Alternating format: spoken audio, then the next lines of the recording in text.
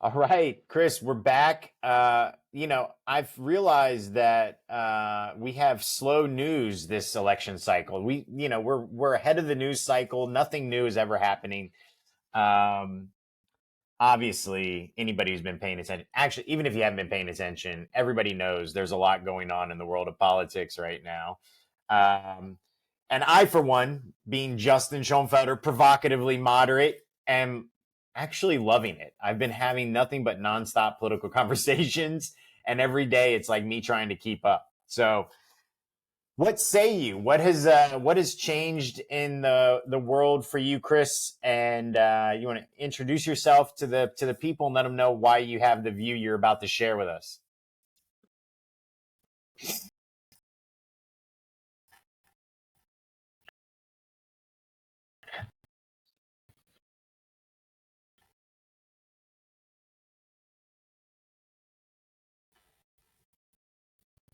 This was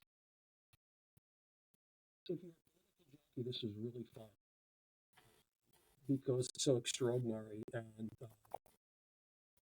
if you were writing it as a West Wing episode, you'd be like, "Nah, can't happen."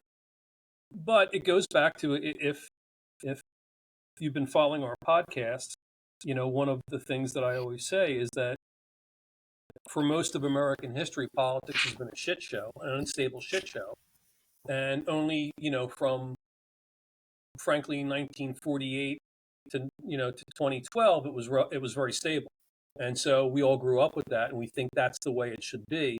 But if you take out those 70 years or so, the rest of the nation's history has been fucking insane, and this is more along the lines of the kind of insanity. When you think about even talking about presidential assassinations, Lincoln, Garfield, McKinley in a fairly short period of time. In when was Garfield? So McKinley was what, 1910, something like that? No, McKinley was a little earlier, but Garfield was. Yeah. McKinley was probably like 1890 something. 04, 02, Okay. 03, because Teddy Roosevelt. And Teddy was his VP, right? Teddy Roosevelt was his VP, right. But so Garfield. But anyway, so you've got three major presidential assassinated. I'm gonna look up Garfield because I want to be because maybe I'm totally wrong. Garfield. Was Garfield the one that said the guy announced I am a he said we actually used that 1881. So you had you had Lincoln assassinated, then Garfield in 1881. So Lincoln was what, 1865, and then, or 1865, and then you have Garfield in 1881, and you've got McKinley in like 1902, 03. So literally, think of it currently, you would have had Biden assassinated now, Obama assassinated, and then H.W. Bush assassinated. Jeez. I mean, great. Holy fuck, right? Yeah. But that's our country. That was our country, and again, it was relatively stable. But and the same thing with the politics. We tend to think of the Republican Party as the conservative, capital, big business party of highly educated, elite, wealthy people, and Democrats are the populist, working class, economically liberal, socially liberal kind of party. And that's all being flipped around. And we only think that because that's what it was from 48 to 2012. But if you go, prior to that, the parties are always making stuff up. And party makeups have always changed underneath those broad parameters. Richard Nixon, who was a Federalist and frankly a big government social conservative, but he created tons of bureaucracy and tons of agencies. Yeah. Has little to do with Barry Goldwater, who was the '64 nominee, and then it becomes Nixon again in '68, running against Hmm. Nelson Rockefeller in '68 for the Republican primary, and Rockefeller was to the left of most politicians in the country. Hmm. Um, as governor of New York State, and then all of a sudden the Democrats go from a Cold Warrior JFK to George McGovern in a decade, and then Republicans go from Nixon to essentially the next Republican president was elected was Reagan, and then Right. and Democrats go from McGovern to Clinton, who was fairly conservative, and so the parties are kind of going all over the place, Yeah. Yeah. Yeah. but kind of below the surface within guardrails. But I think what happened in after 2012, and you saw it in 2016, is that the guardrails kind of exploded because of demographics and because of economics and because of all kinds of stuff. And that is that's American history. It's interesting that by the way, the thing I looked it up, he said, I'm a stalwart, which by the way, that's like a phrase we use now, like I'm a stalwart supporter of something, but it goes back to that. That was a group of people that supported, I guess, Chester Arthur, right? Is that right? Who it was? Yeah. Because it was Arthur, right? Yeah. So that's what he shouted, the guy who assassinated Garfield. I knew there was like a famous quote there. That's a really good quote, by the way. I mean, Yeah. the John Wilkes Booth was Sic Semper Tyrannis. Yes, that's maybe the best quote, other than "Et tu, Brute." I don't know, but the "Sic Semper Tyrannis" is a good one. By the way, I was in years ago. I was adjacent to a bar fight, and one dude fucking cold cocked the other dude, and these were big boys, and they were this was not in an Ivy League bar, and the guy fucking cold cocked him and knocked him out, and as this guy's hitting the ground, guy goes Sic Semper Tyrannis, and I was like, yeah. I mean, it was like kind of moment. You kind of was like kind of surreal, but anyway.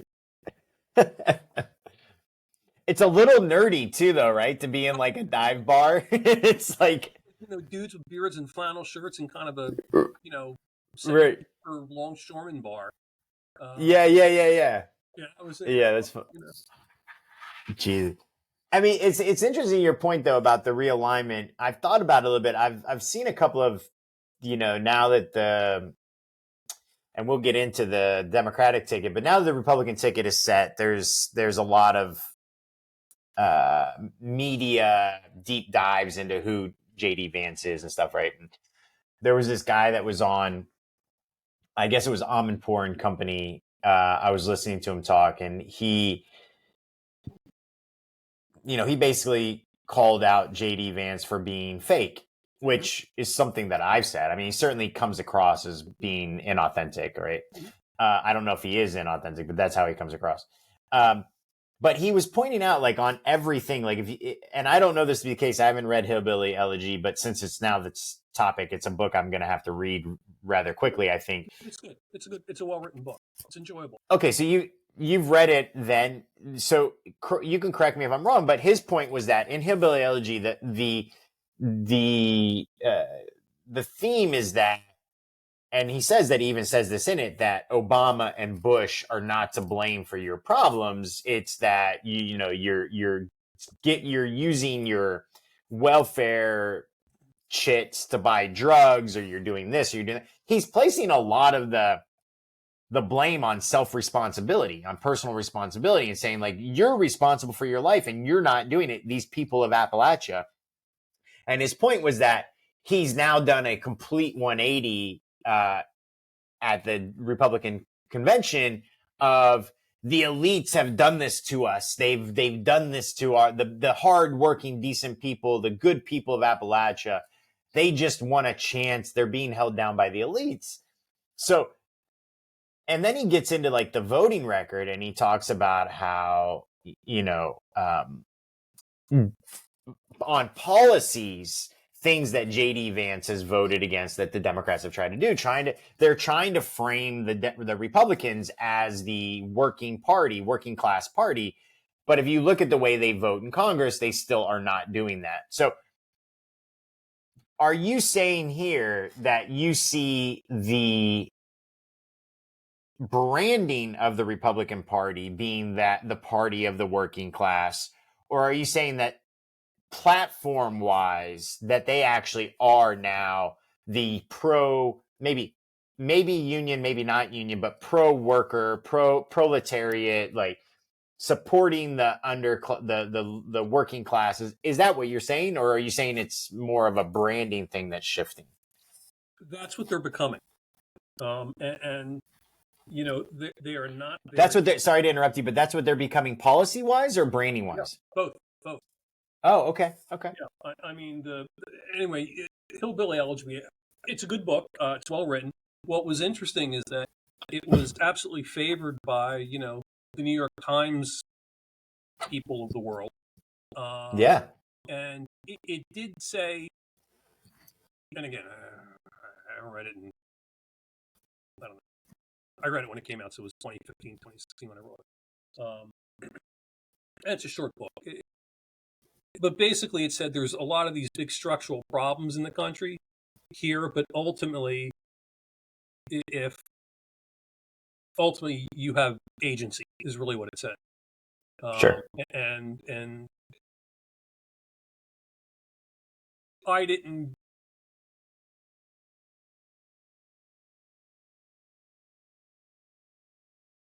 From my memory, it was a lot more sympathetic to people in Appalachia, even though, or Middletown, Ohio, or the Rust Belt, than I think it's being portrayed now. But ultimately, he said, if you want to change your life, then you got to fucking change your life. Right. You know, I mean, Right. I hate to say, I grew up in Philadelphia, and there was a famous Bill Cosby, who's Bill Cosby, but his one of his famous lines was that if you want to get out of the ghetto, take a bus.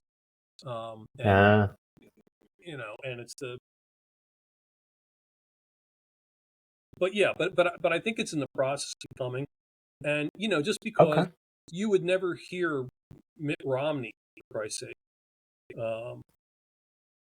or frankly, 2012 Marco Rubio or 2012 Ted Cruz, you know, talk in these populist terms. You know, and I think that, you know, what's the biblical act as if you have faith and faith will be given to you.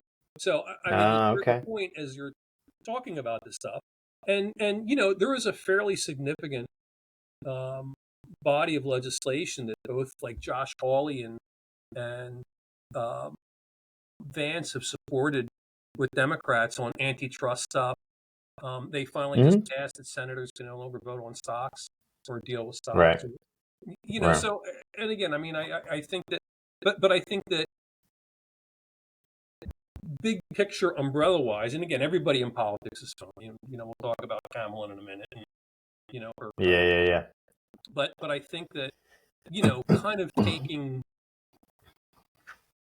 this kind of neo-Marxist kind of, you know, the revolutionary, the man is keeping you down because you're being exploited by elites in the upper classes, you know, it's fucking Marxist. It's like you guys are labor and they're Yeah. capital and they're exploiting it. And you know, is a seismic shift for a party that, you know, that worship, you know, Milton Friedman and von Hayek. And that is the big shift. You know, whether it's, you know, whether all politicians are full of shit, yes, they are.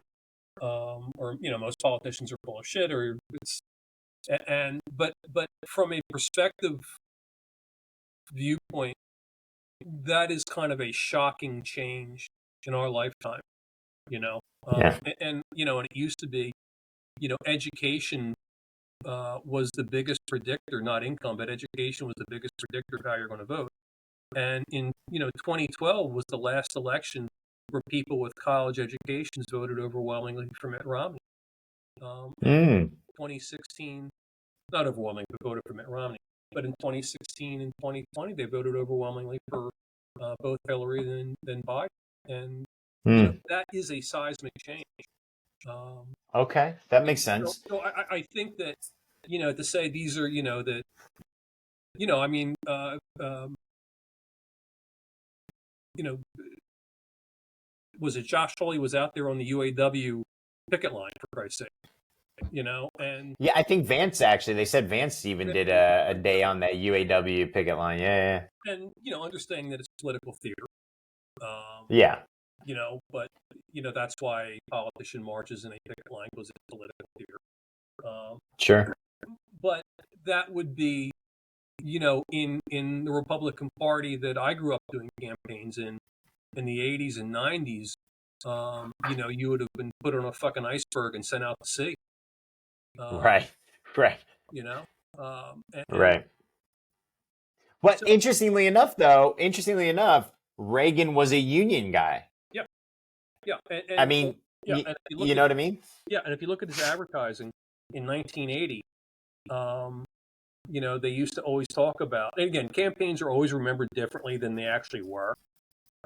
Like battles in sports games, and then I hit the free throw at the buzzer. No, you didn't, right? Yeah, yeah. By the way, did you see Trump playing golf? He can fucking strike. I did. He can fucking strike the ball. I mean, for 78, he can play. I mean, and not like a. I want to point out, by the way, and this could have been AI fucking with me, but so I need a second person's perspective. I saw something where they literally took a frame and they zoomed in, and his ear was magically 100% better. It was like because he didn't have the patch on it. They zoomed in on it.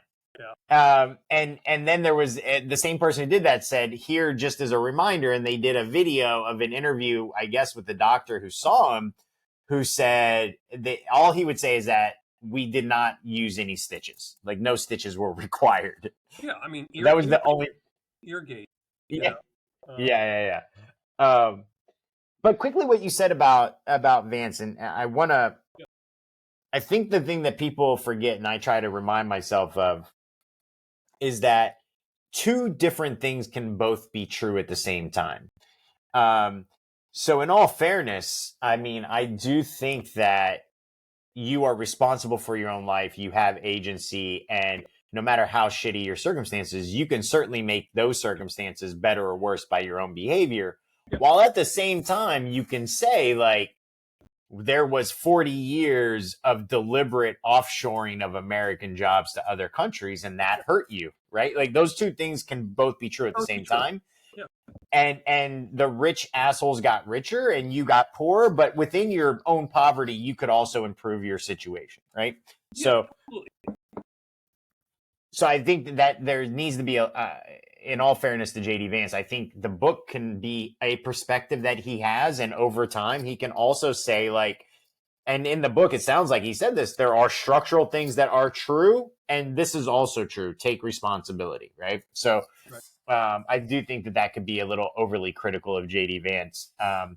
Although I do have to point this out, have you seen he has the person I saw said that they went back all the way to 1980 and to find a VP who actually was underwater in favorability following the convention.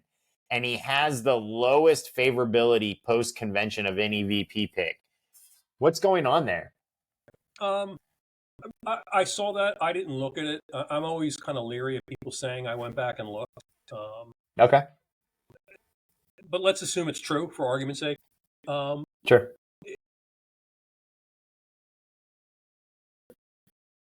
So my quick thing is that, well, people don't have a beard in politics for a reason. Okay. You think that just that beat makes you less likable, kind of? People don't trust the beard? That was like the first thing cosmetically I was thinking. But it could be the polarization too, because there has not been a political candidate who has been right side up in 2016 or 2020. Both Biden and I think Biden at his best and Trump at his best were 50-50. So it could simply be partisan makeup. I don't know. Sure. But again, nobody is voting for. Nobody's going to vote for Trump or JD Vance, and nobody is going to vote for Kamala or that. I mean, I did John McCain in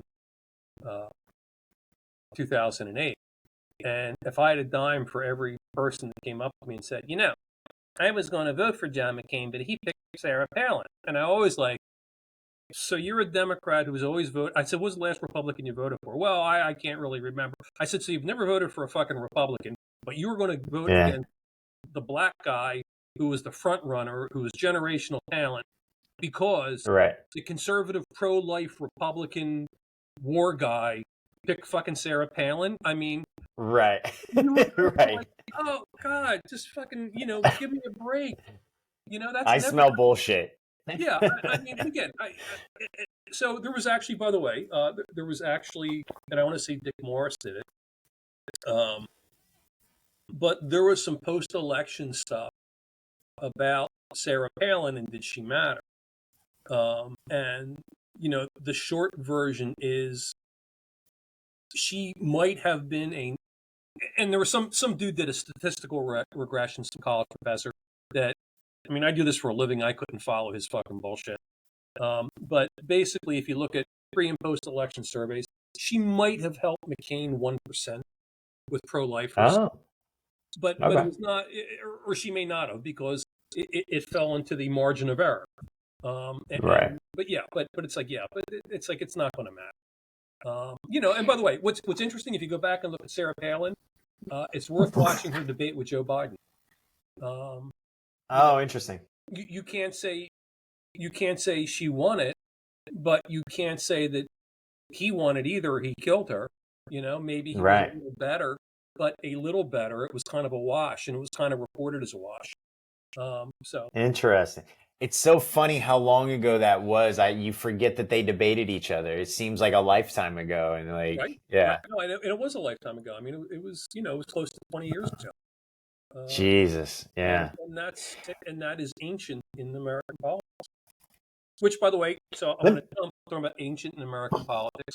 So the Harris campaign has kind of gotten a semi-hostile takeover by the Obama people. A lot of Obama people are involved. They kept some Biden people. I think they kept O'Malley Dillon and somebody else, but it's pretty much a hostile takeover by, Eric Holder is doing BP vetting. By the way, kiss antitrust legislation goodbye. When you see who his law firm is. Yeah. And then, but what's interesting about it is the last time any of the Obama people had to run a race was in 2012. And since then, they've all been doing podcasts and Netflix deals and stuff. The difference between politics and political campaigns from 2012 to 2024, I mean, they might as well have done an election in 1812. It's a totally different world. Technology is like communication matrices and decision-making matrices are all changed. So the electorate is so drastically different. So it will be really interesting, just as kind of like if you're, scoring from the cheap sheets. They're going to get up to a big rush because she's new, she's fresh, it's a story, and they will go to their press contacts, which everybody does, and get the umpteenth reboot of Kamala, and they're going to have a good couple weeks, no doubt about it. Yeah. It's interesting. Are they antiquated? Are they going to get caught because it's kind of like like when somebody trades for the veteran quarterback who no longer has the arm, and he has to go to the new team, and you go, holy fuck, he no longer has the arm, right? That's what this is. Let's go ahead and make the pivot into Kamala, because I feel like there's a lot there. I mean, since the last time we spoke on Friday, and geez, like 2 days later, we have, the president releasing on a statement on Twitter or X that he's not going to seek re-election. I mean, in a way, how anticlimactic, like compared to LBJ's I will not seek and I will not accept, it's like, it's just a post on Twitter, like, and then because of that, the fucking conspiracy theory echo chamber that he actually died in Vegas and shit like this. And it was, what a letdown that was. Like, if you're going to drop out, do it differently. I mean, it was so great that, Twitter was going to become a fascist platform and blah, blah, blah, blah. But Biden bypassed all the traditional media and fucking tweeted it out. And Yeah, it goes to show how important that platform is. And if you're with, for sure.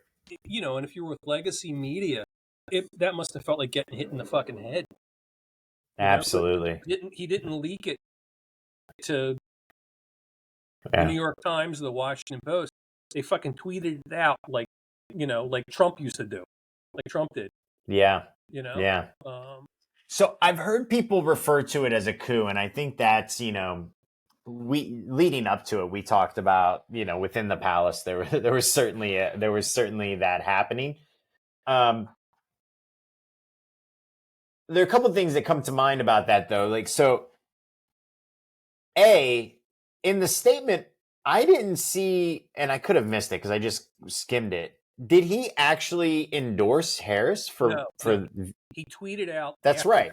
And it was Yeah.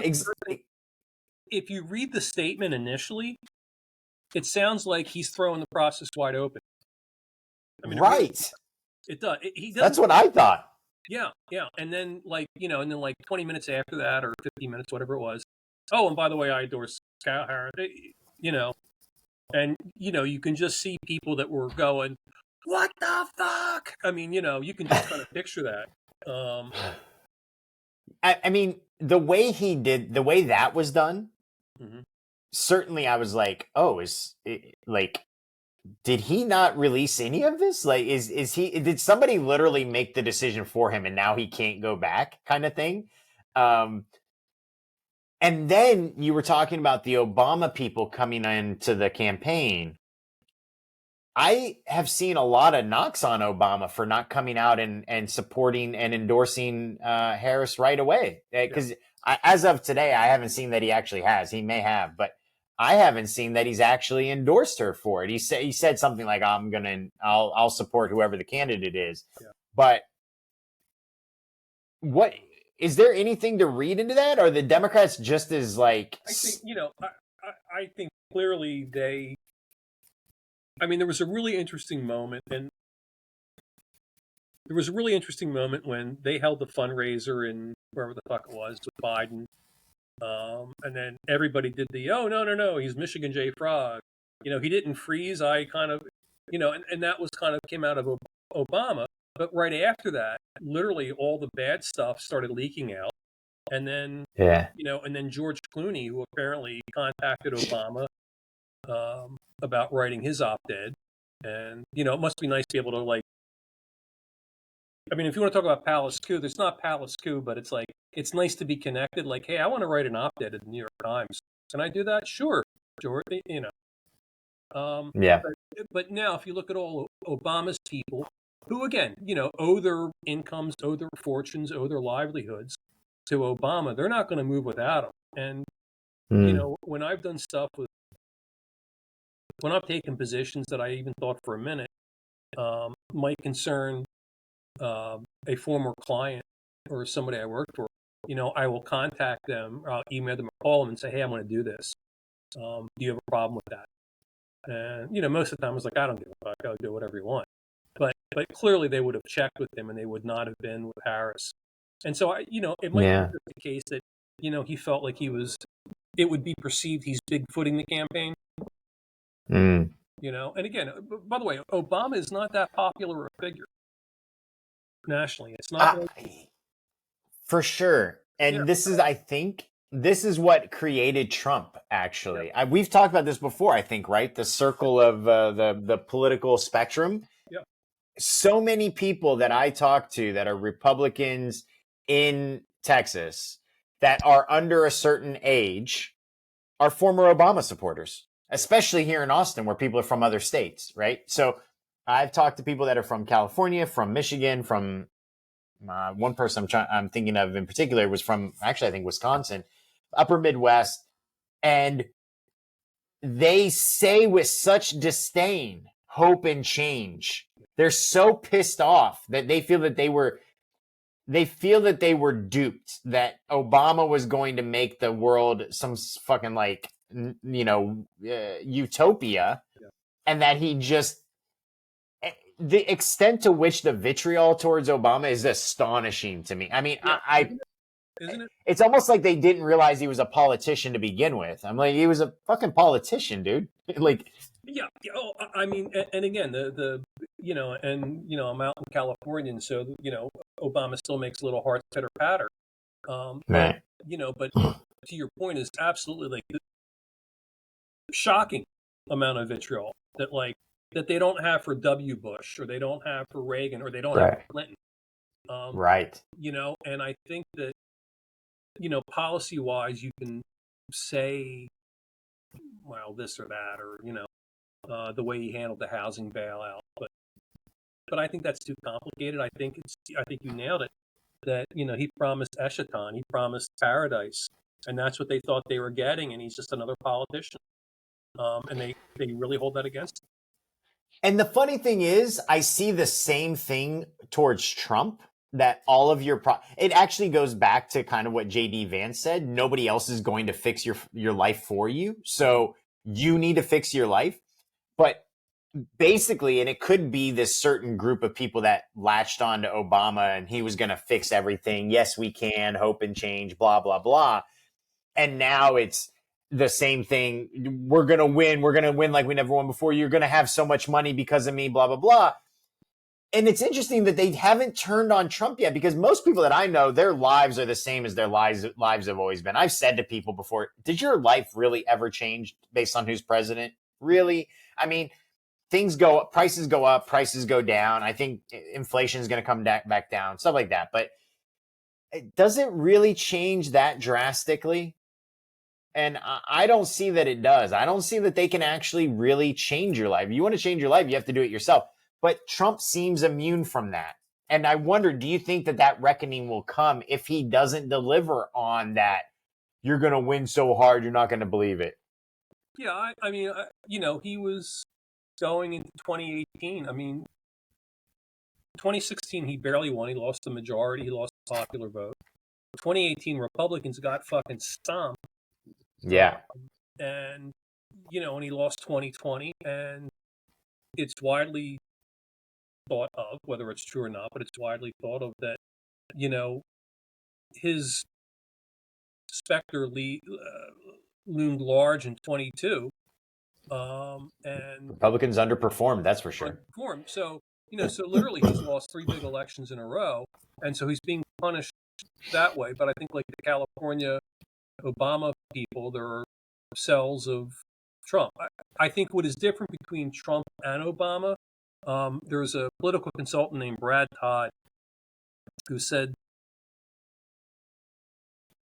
the reason the media has never understood Trump and never understood why he was going to do well is that the media takes Trump literally but not seriously, and his supporters take Trump seriously but not literally. Right. And I thought that was a really astute observation. I think that's so true. People, even with every time he speaks, it's a Rorschach test. You hear what you want to hear. If you don't like him, you hear what he's saying. January 6th is a prime example. I've had this conversation with Trump supporters, and they will say, oh, he said we're going to march down there peacefully. And I said, he also said, you got to fight like hell. I'm like, yeah, but no, he was saying you got to fight like hell, like to keep the country. And I realized it depends on your framing. That's all that matters. Trump, whatever your framing is the truth based on what he says. And I think that is also, when we were talking about before about him being a natural politician, a natural debater, I think that is a brilliant communication strategy to where you can speak in a way. It's like being, I know people say it pejoratively about him before, but I've also meant it in kind of an endearing way. It's like being a mafia don, where like you never have to give an explicit order. You find the people that understand what you might be thinking, and you can just say, oh, wouldn't it be nice if this, and this could happen? And it happens magically, but you never had to say, go do that. Right. So I think he is just a Rorschach test for who we are. And it's reflected back to you. Yeah, no, and which is why I kind of have to laugh at you know, the 2020, like Trump has endorsed the 2025 project. Do you think he read 900 fucking pages of policy? Do you think he had Right. input on 900 pages of fucking policy? Right. You know, he doesn't care about any of that, and he just says, I mean, good luck parsing. Again, to your point, good luck figuring out what he's going to do, except to be popular. He wants to be popular, and he will do things that he thinks makes him popular. And you Right. know, and that is his policy prescription. You know, I mean, I guarantee you, if he thought that, you know, single payer health care was, he could put that through and be popular, he would do that. Right. Right. You know, I mean, it's not, he's not ideological, and I think attacks on him for being ideological are always stupid. Yeah. You can say reckless and incompetent. That fits into a framework I can understand. Yeah. You know, but I think you could also say unwilling to make tough choices because he wants to be popular. He's unwilling to do the thing that might be best for you, but will make him unpopular. by the way, whoever advised Harris not to chair the Netanyahu speech, but to go to fucking Indiana for a fundraiser and a political event, whoever made that decision, I would push them down an empty elevator shaft. I'm so glad you brought that. It's literally one of our items is Netanyahu and the at the same time the what do you call them, the protesters at the Capitol. So why do you think that's a mistake for Harris? Because if you are Vice President Harris, yeah, get out from under it. But you are running to be leader of the free world. And as leader of the free world, you're going to have to make a hard decision. And if your reputation is for being a ditz and a lightweight, you should be looking at opportunities not to be a ditz and a lightweight. And so the idea that you would chair the single most important thing happening in the world right now is the war in Gaza. And the fact that you could be in the middle of that and decide to go to fucking Indiana or Illinois, wherever the hell you're going, to do a political event is insane.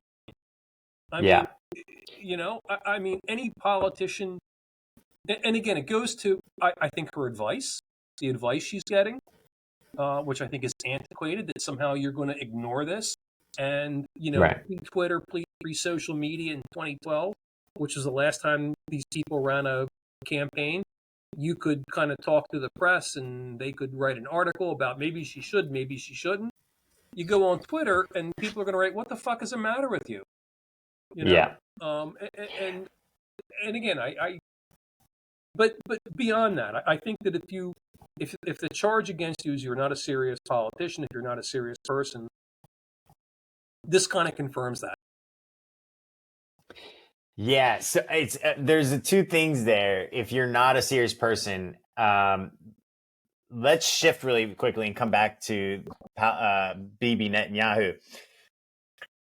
Not accusing her of not being a serious person by calling her a DEI hire. Does that hurt Republicans in the long run? Because I've seen it a lot, and I don't think it's a good look. No, I think it's a terrible look. Because, you know, I think it's a terrible look because, I mean, Vance is essentially a DEI hire because he fit. Somebody else said that. Somebody said that. I saw somebody say that. Yeah. I mean, you know, and Obama was a DEI hire Biden was a DEI hire for Obama. You know, Kamala was a DEI hire, but that's why we pick fucking people. I mean, you know, what's his name? Pence was a DEI hire because you are doing it to create a balance, and so of course that's what you are. But I think that there is an ugly racist kind of undertones to the thing, which is like, and again, they really want to say she's an affirmative action hire. They want to say they want to drop far worse things, but they're sticking to DEI. Yeah, and you know what it should be is that if you want to do that, the Dave McCormick, who is running for the Senate against Bob Casey in Pennsylvania, they put out a video last night, which is like a minute and a half, and it starts with, she was voted the most liberal senator in America. And then it has all her kind of crazy defund the police and, funds for rioters and the border and welfare. I mean, just shit that was like super popular in 2018 and 2020 during the Great Awakening. Yeah. That's kind of totally toxic now. I think that the spot oversteps some stuff. Even down to her, we need to eat less red meat, which we probably do, but like I don't want to hear a politician to tell me to eat less. I mean, I want to go out and have a steak when I hear that. Yeah, right. But right. I think that's the stuff to attack her on because, her in her own words trying to explain things is kind of go like this person doesn't have the gravitas to be president. But I think that there is a, clearly a racial thing when you say DEI hire, when the reality is that every political choice is a DEI hire at some level. And again, of course, so was Mike Pence, and so was Joe Biden, and so was JD Vance. I mean, to some extent, nobody gives a shit about the VP. So probably every VP except for Cheney is there just simply to fill a map role or to balance out, like you pointed out, to balance out a ticket that brings in some other demographic. That's true of anyone, right? Except for, again, I don't think that was true of Cheney. So just sticking with this train for a minute then, what about the introduction of articles of impeachment against her? Oh, they have done that? Wasn't it some dipshit from Tennessee? No, it's stupid. I mean, it's stupid. I mean, the last thing you want to do is make her a victim. Tennessee Republican files articles of impeachment against Harris 22 hours ago. Fuck off. Yeah, I mean it's stupid. on a like a Andy Ogles from Tennessee filed articles of impeachment. I mean, on a kind of citizen level, to see articles of impeachment used that way, and maybe it's been used that way. Maybe people would make that argument about Trump. I don't know, but Bush. Clearly, this was done specifically for a political election season reason. Yeah. That's a bit troubling, but politically, I don't know. How's that going to play? I don't think it matters because W. Bush had articles of impeachment filed against him. I think not Cynthia McKinney. What's her? Sheila Jackson Lee. Sheila Jackson Lee. Yeah. Here in Texas. Who kicked the bucket just this week? Yeah. I think it was her. It doesn't matter. It's a publicity. It's a stunt. The danger for Republicans if you get enough yahoos to say this is a really good idea. And again, when there was the, it's either Napoleon or Sun Tzu, and which has the edict about you don't get in the way of your enemy when he's destroying themselves. Right. And, the idea, and again, the McCormick video that just has Harris talking about where she is on policy, and you listen to it, without a laugh track, without scary music. If you just play that, you would go, "Oh my God, right? She's insane." For sure, and right. kind of like ditzy insane, and it's. So before we go back to Netanyahu, let's put a bow on this, and let me ask you, who is Kamala's DEI hire going to be? Well, it's funny you should say that. Here's since I was the guy that was saying that either Trump or Biden would not be the nominee for the primary that last year. So here is what I would do, but I just kind of kiss my own ass there for my bona fides. I think that they're going to pick the safe white guy. I don't think it's going to be Josh Shapiro, frankly, because he's Jewish and Israel, and it gives him. I think he would be extraordinary. I'm not sure he wants to do it. Right. But I think he would be extraordinary. He's very popular, and I think America would fall in love with him. But I don't think it's going to be him for a lot of reasons. I think it's going to be. I think that Andy Bashir would be very good too from Kentucky, Kentucky governor. And I think they're going to pick the safest, whitest guy they can. If I was picking, if you were picking, who's your dream ticket? I would say either Gina Raimondo, or who's Secretary of Commerce, or Gretchen Whitmer. I would run two women. Interesting. And okay. I would run two women and go fuck you or fight, because I think it does a couple things. You create a gender gap, which you need in places like, if the electorate's polarized in all these states and all these swing states that you need. Right. By the way, I think it's going to be Kelly out of Arizona, but I think that a gender gap helps you in swing states right now because it gives you a little advantage. I think as a talking point, you're going to raise more fucking money than ever. I think as a talking point, it's great, but it also puts abortion on the front burner every fucking day without even saying it. Right. And frankly, like Obama in 2008, it forces people to confront their prejudices. And even if you are prejudiced against two women or prejudiced against a black guy, you don't want to publicly say, I am prejudiced against women, I am prejudiced against black guys. And right. that's going to temper criticism. So that's who I would pick. I would probably pick Raimondo, because she's more corporate and I'm not. I mean, Gretchen Whitmer's got a little too much Botox for my taste. But wouldn't she deliver to you Michigan? Yeah, she might. But I'm not sure you don't get Michigan without her. With two. Okay. Women. But I mean, I mean, there's something about her Botox face that I kind of go. Got it. And Raimondo looks, and Raimondo looks like a CEO. Raimondo is, this. She looks like a CEO, and I don't think Gretchen Whitmer does. There's something.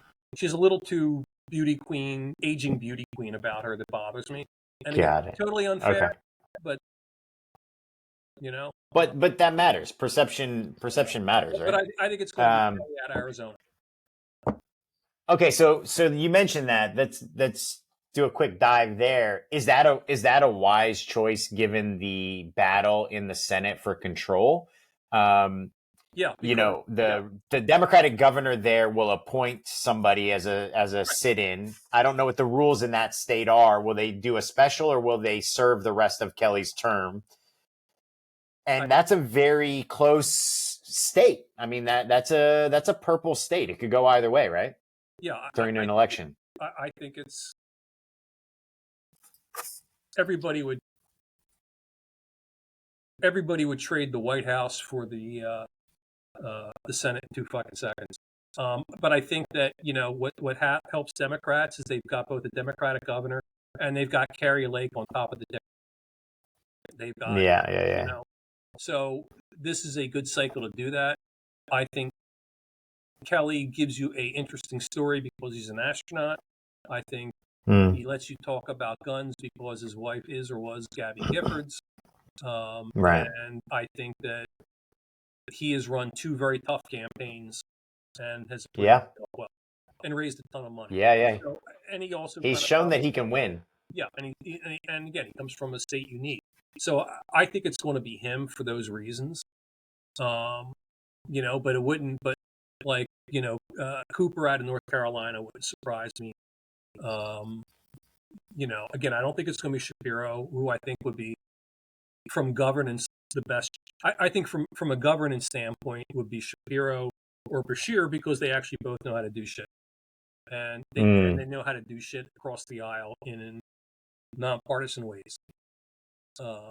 So you and I were texting back and forth. I guess on Sunday, or maybe it was Monday when the news came out on Sunday. I don't remember, but I mean, I made the comment that we can say all of these things, and I saw that the campaign has asked for vetting material from so many people. I don't think that most of them want to be her running mate. They're all too young and they have too bright of a future to be number 2 for 8 years. And I think if they were to run with her, they would want to lose, and they would just want the national publicity of being on the ticket as a launch for 28. So I think that's a real danger. And I think that's actually maybe the strength of Kelly or Cooper. Yeah. They've already maxed out. Yeah. I don't see either one of them being a president. They've already maxed out. So VP would be the last step in their career. Maybe after that, I don't know if it's ever been done before. Maybe after that, Kelly becomes governor of Arizona at some point or something. I don't know. But to me, it seems like Josh Shapiro, if I'm him, I would say thanks, but no thanks. Like, there's no fucking way I'm going to take that job. Yeah. Same thing with Andy Bashir. I'd be like, are you kidding me? Like, Andy Bashir is a harder story. He's not getting the national recognition that Shapiro's getting. So I think for him, it might actually be beneficial to wait 8 years and then run on the presidential ticket. I think the problem for Bashir is that I believe he's term limited out. So in 2 years, he's kind of done. And does he run for the U.S. Senate? Maybe. Yeah, probably. But that's tough. It's tough to win a federal election in Kentucky. But Shapiro, again, he's going to be governor for the next 6 years. And if Harris wins, she's going to be governor for 8 years. And 2 years out, you're going to be sitting on top of a pile of money and from a major industrial state or a major state. You've got 2 years to run for president in,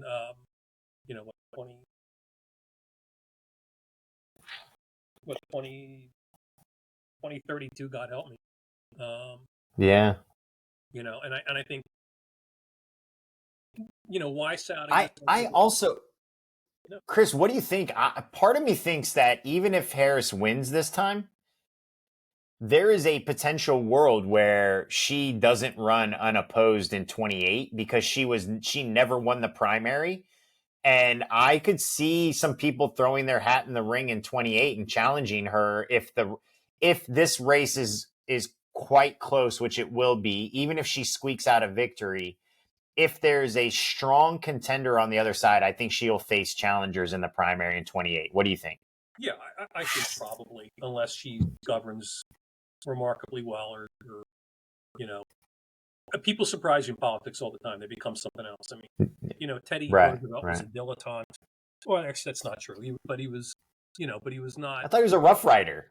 Yeah, I mean, I would say that's a terrible decision. Harry Truman, how about that? Harry Truman was a political story, and he became VP because they wanted to get all the trouble. FDR was tired of putting out fucking fires because, Barkley and Wallace being assholes. But overstated, but Harris isn't guaranteed winning. By the way, why Republicans are doing DEI when you've got a terribly unpopular incumbent? Why wouldn't you say, the Democrats have nominated the second string for Biden's second term? I mean, there's a million things, but like DEI is so weak, and anybody that would say that, I'm kind of it's like closet racist, Yeah. It's being thrown around pretty liberally. Now, to go back to Bibbi Netanyahu, I completely agree with you.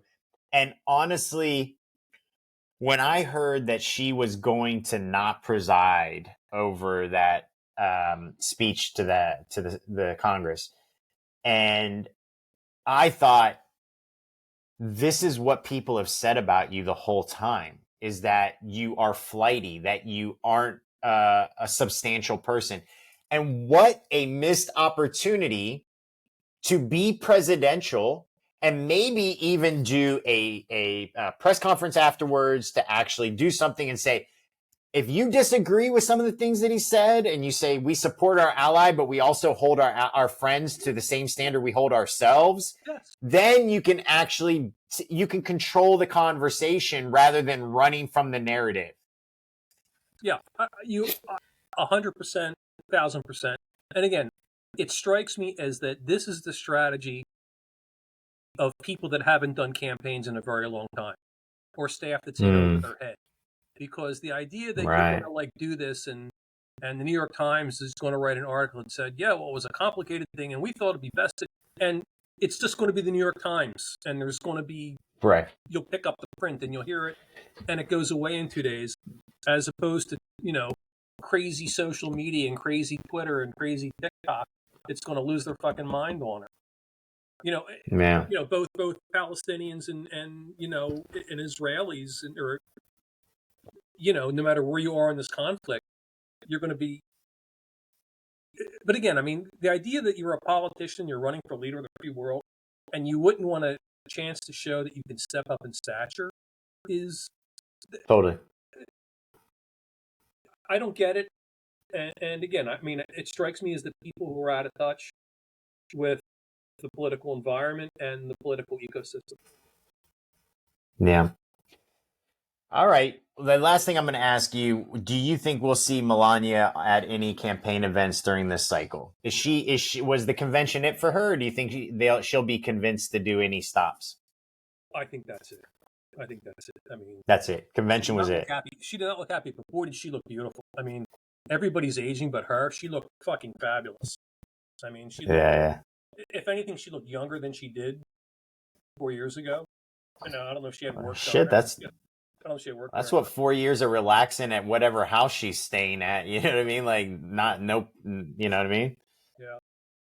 By the way, and also, I mean, I don't have anything insightful to say, but imagine being Joe Biden and Jill Biden and Hunter Biden and Tom Donilon and all these guys that you spent 50 years of your fucking life trying to become president, and now basically you're going to be humiliated out of it. It's not a coup, but it's like, I mean, you humiliated yourself out of the thing that you wanted. Yeah. Which is, by the way, it's Seneca talked a lot about that. Actually, hold on for 2 seconds. I gotta share this. It's way too good. Yeah.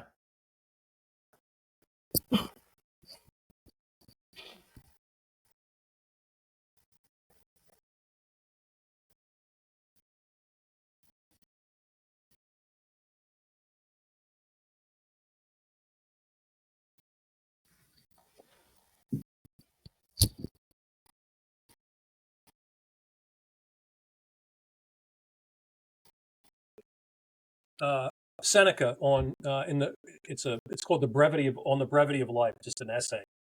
And he says, when you see someone often flashing their rank or position, or someone whose name is often bandied about in public, don't be envious. Such things are bought at the expense of life. Some die on the first rungs of the ladder of success. Others die before they can reach the top.